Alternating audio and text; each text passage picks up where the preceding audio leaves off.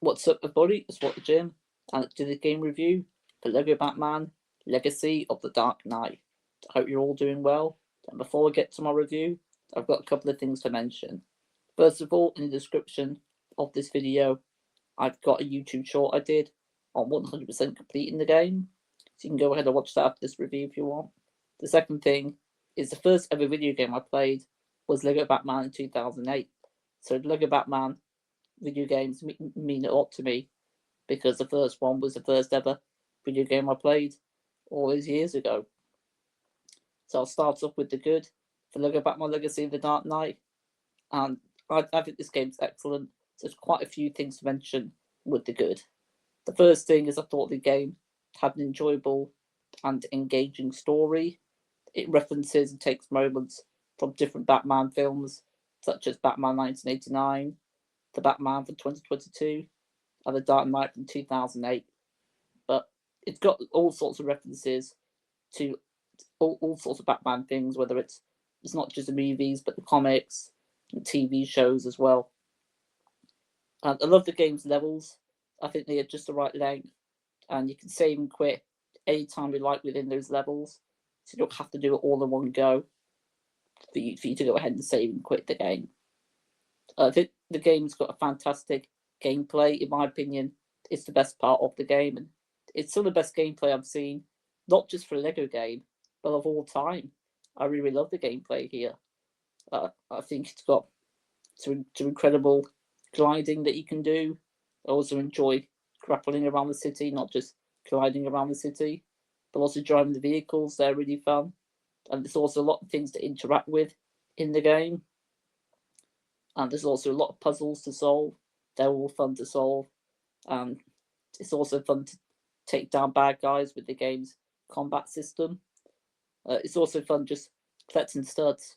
In all these Lego games, it's always one of the highlights for me is just collecting studs. It's a very, very satisfying thing doing that. And you can also buy items with the studs, and these items you can place them in the Batcave, which I think is pretty cool. You can also buy many outfits in the game for the characters, and they're all really cool as well. Most of the outfits I think look great to amazing. And my favourite suits in the game, I've got quite a few favourites, but the one I used the most, which is who I completed the game as, was the Prime suit version of Batman. But I also love the Lego Batman movie version, the Arkham Asylum version of the Batman suit, as well as Batman 1989, the Bronze Age suit, the 2008 Lego Batman the video game outfit, and the first appearance of Batman. Just to name a few, but those are some of the ones that stood out to me the most as far as the outfits are concerned. As far as the vehicles, so I'll go talk about the characters first, then the vehicles. So I love all the different characters you can play as. There's not many characters. Lego games are normally known for a big character roster. This one doesn't have a big one, but I think it's definitely quality over quantity, as you really put a lot of effort in the characters you can play as. And I think all the character abilities that they have are really fun to use, and all the characters are a blast to play as. Each character has upgrades to improve their abilities as well. And I'll talk about the vehicles, and there's a great selection of them. You can even reskin the vehicles, and you can reskin the character outfits as well.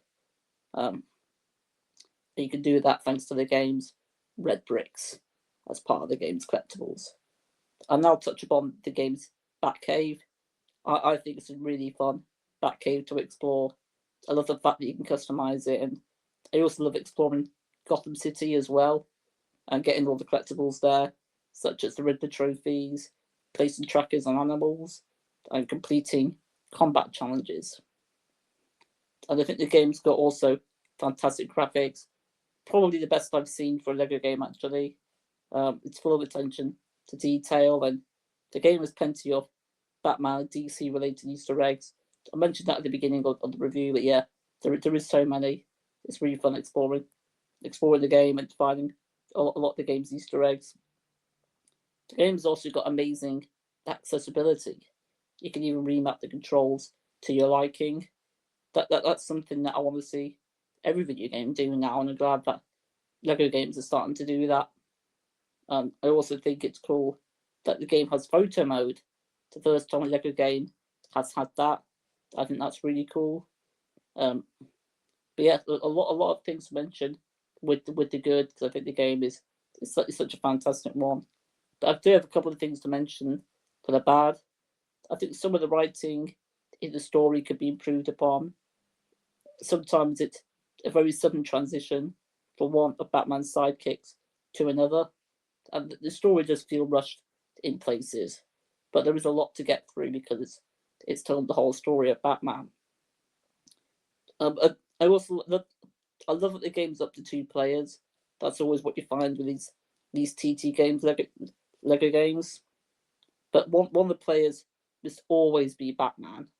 I know it makes sense because it's called Lego Batman Legacy of the Dark Knight, but I think it is still a little bit unfair that one of the characters has to be Batman the entire time.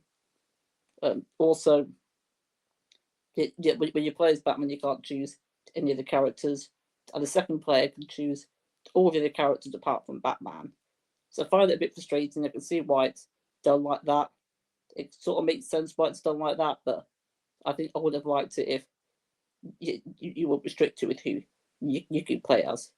I get why you would be restricted with it in the main levels, but not in the open world though.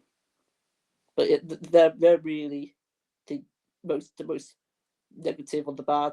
There are a couple of other things, I suppose, but they are like the main issues really. All the others are so minor that's not even any point in talking about them. But now move on to the verdict for the game, and I think this is a love letter to Batman. It's made me appreciate the Batman character more, and it's got me interested in the lore of Batman a lot more as well. And I recommend this game to fans of Batman and Lego games. And I'm going to give it a 9.5 out of 10. In fact, it's in my top, not just my top 10 video games, but in my top 5. I love it that much. I think the gameplay is perfect. I do have some minor gripes with the game, but they are really, really minor. That I'm going to give the game a 9.5. It's my second favourite Lego game. My favourite is still Lego Marvel Superheroes from 2013, which was the first ever video game I 100% completed. So the Lego games, not just Lego Batman games, but Lego games in general, they do mean a lot to me. And 2 of them are in my top 5 video games of all time, which is really, really cool. And you can let me know your thoughts on Lego Batman Legacy of the Dark Knight in the comments. Please feel free to let me know your favourite your favorite Lego games in general. I'd appreciate you watching. Just appreciate it if you would give this video a like, subscribe to my channel if you are new, and yeah, until next time, peace out, peace and love, take care. I'm Batman, and ciao.